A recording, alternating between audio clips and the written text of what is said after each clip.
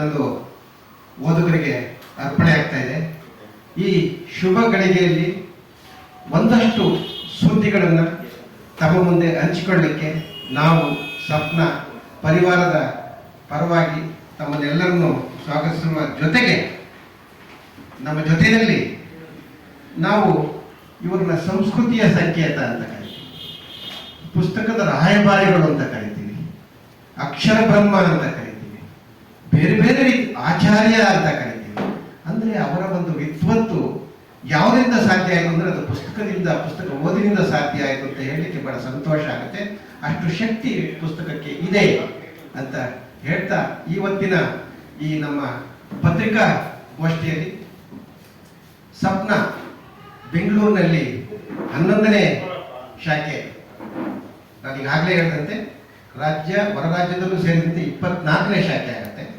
ಬೆಂಗಳೂರಿನಲ್ಲಿ 11ನೇ ಶಾಖೆ ಆಗುತ್ತೆ. 11ನೇ ಶಾಖೆ ಎಲೆಕ್ಟ್ರಾನಿಕ್ ಸಿಟಿ ಫೇಸ್ 2 2ನೇ ಹಂತದಲ್ಲಿ 13ನೇ ತಾರೀಕು ಓದುಗರಿಗೆ ಅರ್ಪಣೆ ಆಗ್ತದೆ. ಅದಕ್ಕೆ ಪೂರ್ವಭಾವಿ ಪತ್ರಿಕಾಗೋಷ್ಠಿಗೆ ಬಂದಿರತಕ್ಕಂಥ ನಿಮ್ಮೆಲ್ಲರ ಪ್ರೀತಿಯ ಹಂಪ ನಾಗರಾಜಯ್ಯ ಸರ್ಗೆ ಪ್ರೀತಿಯ ಸ್ವಾಗತವನ್ನು ಮಾಡ್ತೇನೆ. ನಿತಿನ್ ಶಾ ಅವರು ದಯಮಾಡಿ ಅವರಿಗೆ ಒಂದು ಶಾಲನ್ನು ಒದಗಿಸುವ ಮೂಲಕ ಅದು ನಮ್ಮ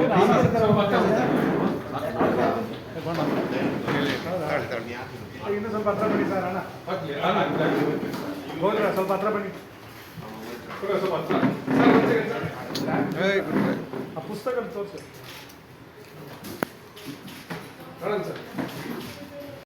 ಅವರಿಗೂ ಸಹ ನಮ್ಮ ನಿಮ್ಮೆಲ್ಲರ ಪರವಾಗಿ ಸಪ್ನದ ಪರವಾಗಿ ಪ್ರೀತಿಯ ಸ್ವಾಗತವನ್ನು ನಾನು ಕೊಡ್ತೇನೆ.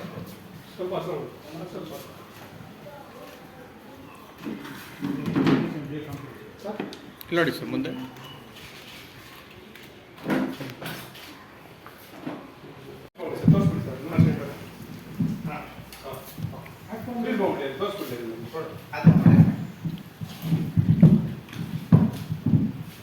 ಶುಭೋದಯ, ಎಲ್ಲರಿಗೂ ಧನ್ಯವಾದಗಳು. ಮೊದಲು ಮಟ್ಟಿಗೆ 24ನೇ ಸಪ್ನ ಶಾಖೆ ನಾವು ಮುಂದಿನ ಭಾನುವಾರ 13ನೇ ನಾವು ಓಪನ್ ಮಾಡ್ತಿದ್ದೆ, ಇನಾಗ್ರೇಷನ್ ಮಾಡ್ತಿದ್ದೆ. ಅದರದ್ದು ಇನ್ವಿಟೇಷನ್ ಕಾರ್ಡ್ ಒಂದು ಸರ್ ಕಡೆಯಿಂದ ಒಂದು ಹಾಸನದಲ್ಲಿ, ನಂತರ ಓದ್ತಿದ್ರು ದಾವಣಗೆರೆಯಲ್ಲಿ. ಇನ್ಫ್ಯಾಕ್ಟ್ ಪತ್ರಕರ್ತರು ಕೇಳಿದೆ ಪುಸ್ತಕಗಳು ಏನಂದರೆ ನಾವು ಅವ್ರ ಹತ್ರದಲ್ಲಿ ತಗೊಂಡು ಹೋದ್ರೆ ಮಾತ್ರ ಪುಸ್ತಕಗಳು ಕೊಂಡ್ಬಿಟ್ಟು ಓಡ್ತಾರೆ ಅವರು. ಈಗಿನ ಕಾಲದಲ್ಲಿ ಎಲ್ಲ ಕಡೆ ಓಡಾಡೋದು ಸ್ವಲ್ಪ ಕಷ್ಟ ಆಗುವಾಗ ನಾವು ಅವ್ರ ಹತ್ರ ಹೋಗ್ಬಿಟ್ಟು ಈ ಪುಸ್ತಕದ ಸಂಸ್ಕೃತಿ ಬೆಳೆಸ್ಬೇಕಂತ ಇಷ್ಟದಿಂದ ಪ್ಯಾಷನ್ನಿಂದ ನಾವು ಇದೆಲ್ಲ ಮಾಡ್ತಾ ಇರೋದು. ಇದು ಸಪ್ನದ 11ನೇ ಶಾಖೆ ಎಲೆಕ್ಟ್ರಾನಿಕ್ ಸಿಟಿ ಭಾನುವಾರ 13ನೇ ಬೆಳಿಗ್ಗೆ 11:15 ನಾವು ಬಿಡುಗಡೆ ಉದ್ಘಾಟನೆ ಮಾಡ್ತಿದ್ದೀವಿ. ಪತ್ರಕರ್ತರ ಎಲ್ಲ ನಾವು ಇನ್ವಿಟೇಷನ್ ಕಾರ್ಡ್ ಅದರಲ್ಲಿ ಇಟ್ಟಿದ್ದೀವಿ, ತಾವು ನೋಡಿ ದಯಮಾಡಿ ಬರಬೇಕಂತ. ಇದು ಸಪ್ನದ 24ನೇ ಶಾಖೆ ಒಟ್ಟಾರೆ. ಅದರಲ್ಲಿ ಬೆಂಗಳೂರಿನ ಇದು 11ನೇ ಶಾಖೆ. ಅದು ಬಿಟ್ಟು ನಮ್ಮ ರಾಜ್ಯದಲ್ಲಿ ಒಂದು 8 ಶಾಖೆಗಳು, ಹೊರ ರಾಜ್ಯದಲ್ಲಿ 3, ಡೆಲ್ಲಿದಲ್ಲಿ 1, ಆ ಸೇರಿ 24ನೇ ಇದು ಶಾಖೆ ನಾವು ಉದ್ಘಾಟನೆ ಮಾಡ್ತಿದ್ದೀವಿ, ಪ್ರಾರಂಭ ಮಾಡ್ತಿದ್ದೀವಿ. ಪ್ರಕಾಶಕರಾಗಿ, ಪುಸ್ತಕದ ವ್ಯಾಪಾರಿಯಾಗಿ ನಮ್ಮ ಮನಸ್ಸಲ್ಲಿ ಏನಂದರೆ ಪುಸ್ತಕಗಳು ಎಲ್ಲರಿಗೂ ಮುಟ್ಟಿಸ್ಬೇಕಂತ ಒಂದು ಆಸೆ. ಆಮೇಲೆ ಅದಕ್ಕಿಂತ ಬಹುತವಾಗಿ ಕನ್ನಡ ಪುಸ್ತಕಗಳು ಎಲ್ಲ ಕಡೆ ಸೇರ್ಬೇಕಂತ ಅದು ಒಂದು ದೊಡ್ಡ ಆಸೆ. ಸರ್ ಹೇಳಿದ ಪ್ರಕಾರ, ಅವ್ರಿಗೆ ಗೊತ್ತಿರೋ ಪ್ರಕಾರ ಪ್ರತಿ ವರ್ಷ ನಾವು ರಾಜ್ಯೋತ್ಸವ ಕಾರ್ಯಕ್ರಮ ನಡೆಸ್ತಾ ಬಂತಿದ್ದೀವಿ. ಈ ವರ್ಷ 70ನೇ ರಾಜ್ಯೋತ್ಸವ 70 ಕನ್ನಡ ಪುಸ್ತಕಗಳ ಬಿಡುಗಡೆ ಮಾಡ್ತೀವಿ ಅಂತ ಅದು ಗೊತ್ತಿರೋದು ಮಾಹಿತಿ. ಸಪ್ನ 67ರಿಂದ ಶುರು ಆಗಿರೋದು, ಅದು ಹಿಸ್ಟ್ರಿ 58 ವರ್ಷ ಇಲ್ಲಿವರೆಗೂ ಆಗಿರೋದು. ಅದು ಬಿಟ್ಟು ನಾವು ರಾಜ್ಯೋತ್ಸವ ಪ್ರಶಸ್ತಿನೂ ನಮ್ಮ ಸರ್ಕಾರದಿಂದ ನಮ್ಗೆ ಗೌರವಿಸಿದೆ. Sapna book house, Limca book of ರೆಕಾರ್ಡಲ್ಲಿ, ಇಂಡಿಯಾ ಬುಕ್ ಆಫ್ ರೆಕಾರ್ಡಲ್ಲಿ ಅತಿ ದೊಡ್ಡ ಪುಸ್ತಕ ಭಂಡಾರ ಪುಸ್ತಕ ಸಂಸ್ಥೆ ಅಂತ ಅವರು ಡಿಕ್ಲೇರ್ ಮಾಡಿದ್ದಾರೆ. ನಾವು ಪುಸ್ತಕದ ಅಂಗಡಿ ಬಿಟ್ಟು ಪುಸ್ತಕ ಒಂದು ಆನ್ಲೈನಲ್ಲೂ ನಾವು ಮಾರಾಟ ಮಾಡ್ತಾ ಇದ್ದೀವಿ, ಸಪ್ನ ಆನ್ಲೈನ್ ಅಂತ. ಅದ ನಂತರ ನಾವು ಕೆಲವೆಲ್ಲ ಪ್ರೀಮಿಯಂ ಸ್ಟೇಷನರಿ ಮಾರಾಟ ಮಾಡ್ತಾ ಇದ್ದೀವಿ, ಪುಸ್ತಕ ಬಿಟ್ಟು ಬೇರೆ. ಅದಕ್ಕೆ ನಾವೇನಂದರೆ we call it as a family store.